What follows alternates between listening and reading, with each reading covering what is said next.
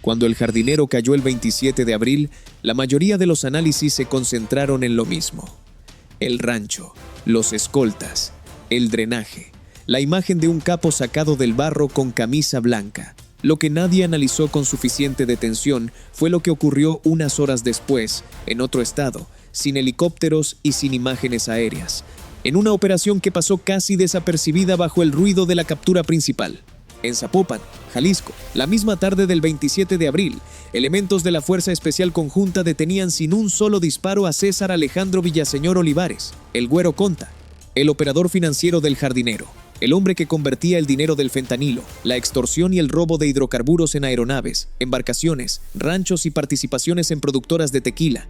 Y ahora, el 19 de mayo de 2026, con el jardinero en el altiplano esperando extradición, la FGR detuvo en Guadalajara a José Elías Celis Contreras, el Chipo, el operador financiero que trabajaba directamente bajo las órdenes del Güero Conta. 3 eslabones de la misma cadena financiera, 3 detenciones en 22 días.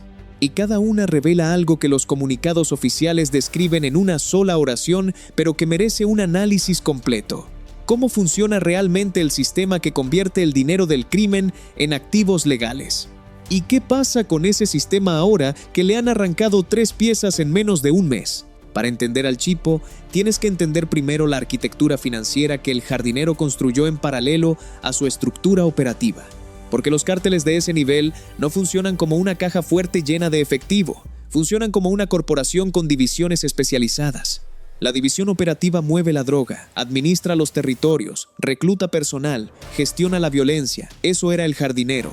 La división financiera recibe el dinero que genera la división operativa, lo limpia y lo devuelve en una forma que puede existir en el mundo legal.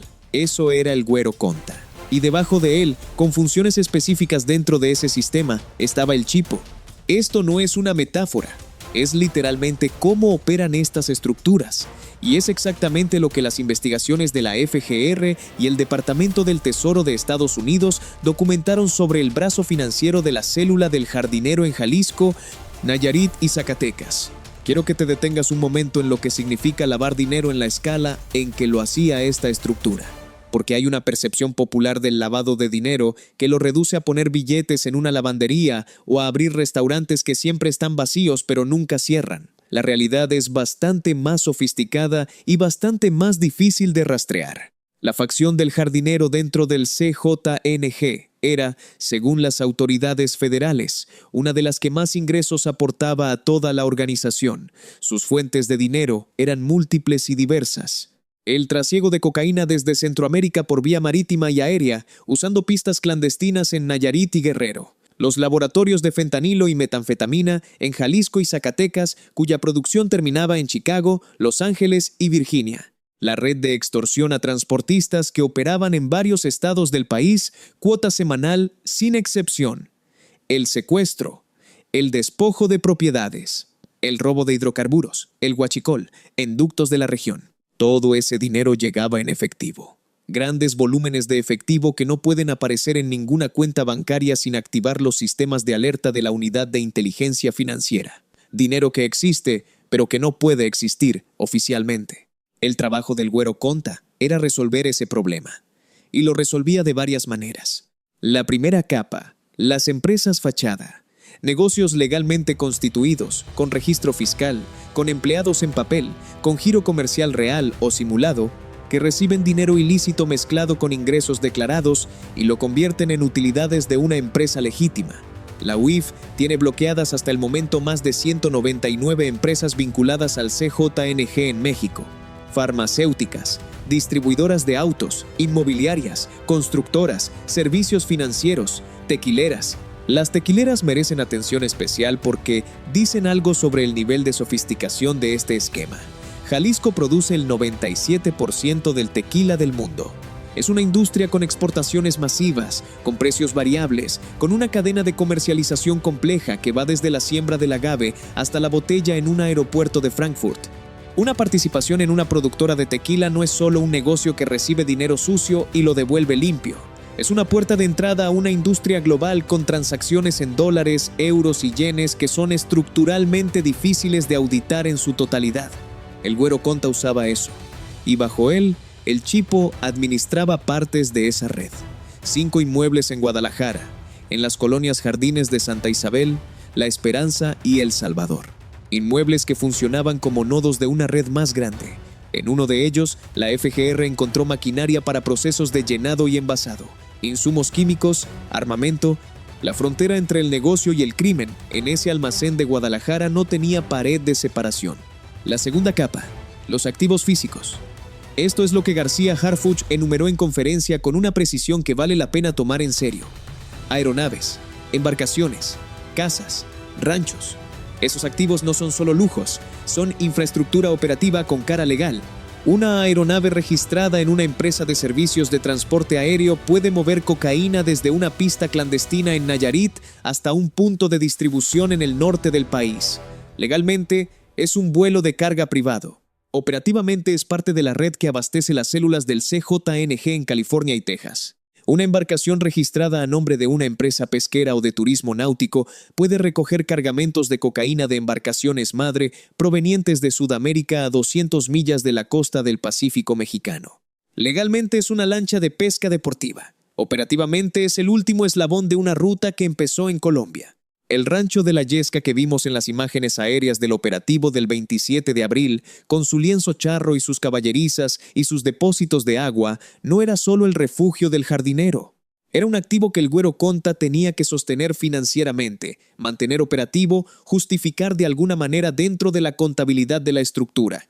El dinero que construyó ese rancho pasó por las manos del Güero Conta primero, y parte de ese proceso pasó también por las manos del Chipo. La tercera capa, la más difícil de rastrear, los prestanombres y familiares. Las autoridades son específicas en este punto. El Güero Conta operaba mediante corredores financieros, familiares, socios, personas con identidades limpias, sin antecedentes penales, que aparecen como propietarios de bienes que en realidad pertenecen a la estructura criminal.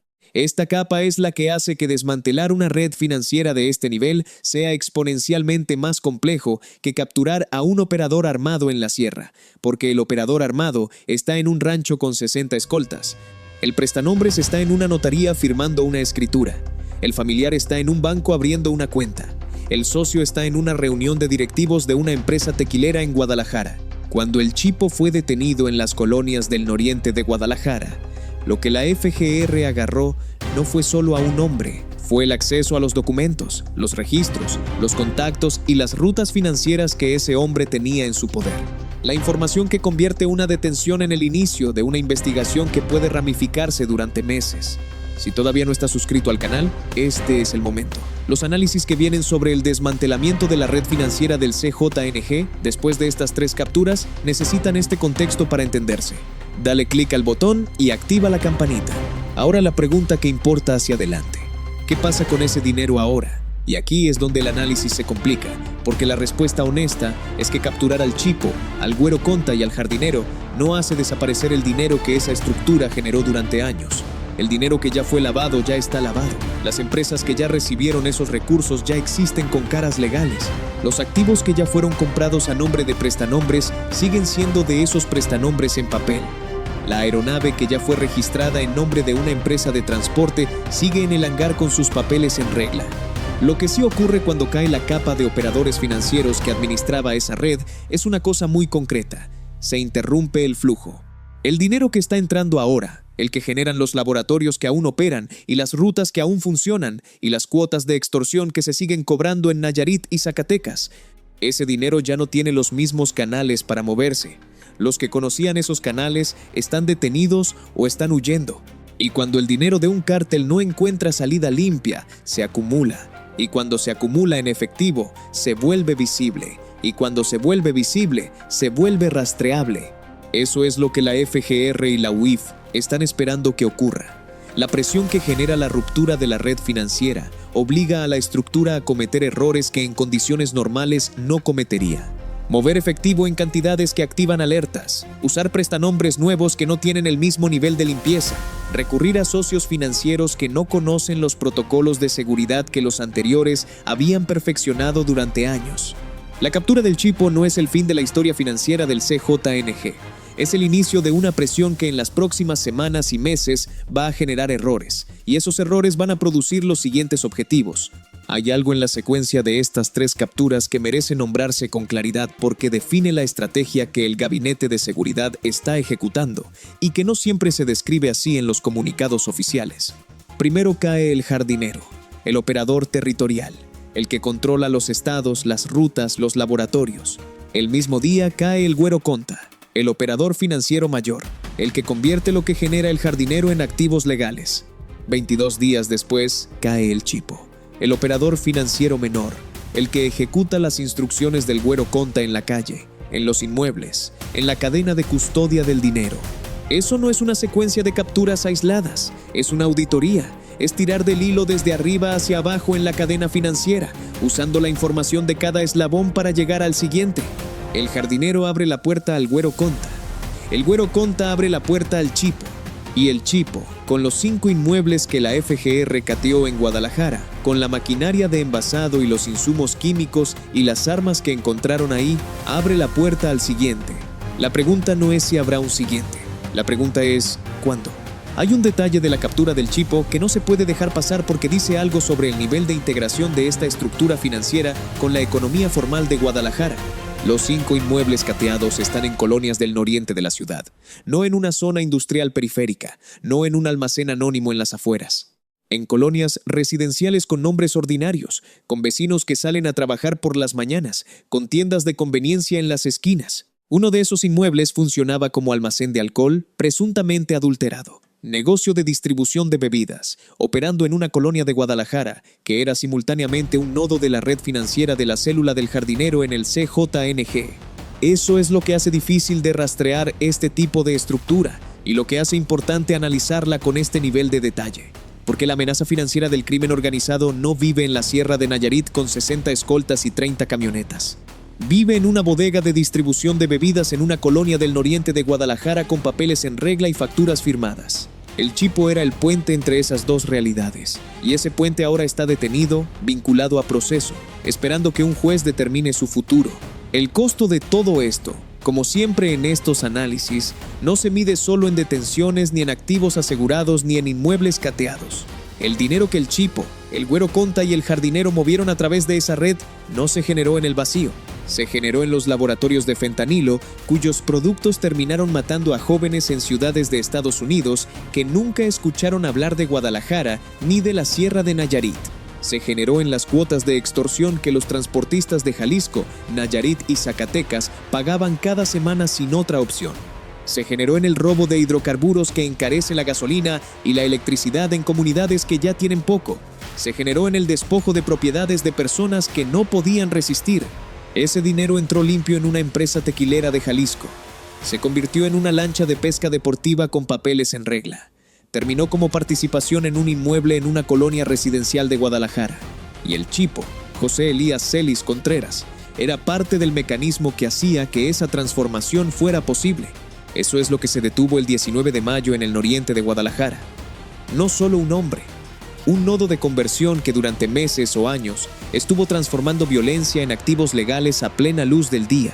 La cadena del jardinero se está desarmando eslabón por eslabón. La historia de lo que viene después de esta cadena es la historia que vamos a seguir contando aquí, con el mismo nivel de detalle, sin adornos y sin filtros. Si llegaste hasta aquí, ya sabes lo que vale suscribirte. El botón está ahí, úsalo. Y si conoces a alguien que quiera entender lo que está pasando en México de verdad, no solo los titulares, comparte este video. Esta historia todavía tiene varios capítulos por delante.